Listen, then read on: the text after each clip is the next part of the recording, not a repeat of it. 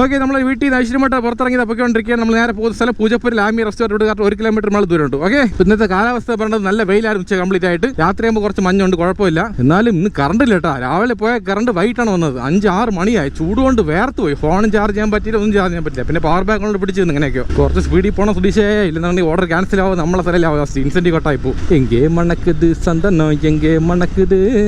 തുടങ്ങിയ block super. അങ്ങനെ തന്നെ കട്ട ബ്ലോക്ക് ആവണം. ഇവിടെ നിൽക്കണം, വണ്ടി ജാം ആവണം. 1 ഇഞ്ച് അനങ്ങാൻ പാടില്ല. ആ ലെവൽ ബ്ലോക്ക് ആവണം. പെട്ടെന്ന് പോട്ട് എനിക്ക് ഓർഡർ ഇപ്പോൾ ക്യാൻസൽ ആവണം. ഓക്കെ, ലാമി എത്തിയിട്ടുണ്ട്. ഓർഡർ ക്യാൻസൽ ആയാൽ അറിഞ്ഞൂടാ. ദയവേ ഒന്നും ആവല്ലേ. എവിടെ റെഡി ആയില്ല.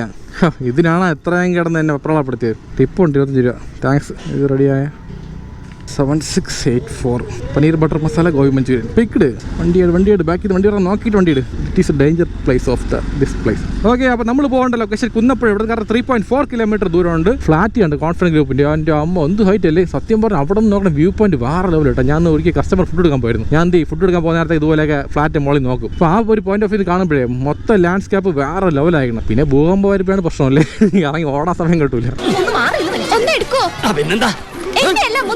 ദിശ വാ വെച്ചോണ്ട് ചുമ്മാ ഇങ്ങനെ പറയാൻ പാടില്ലല്ലേ.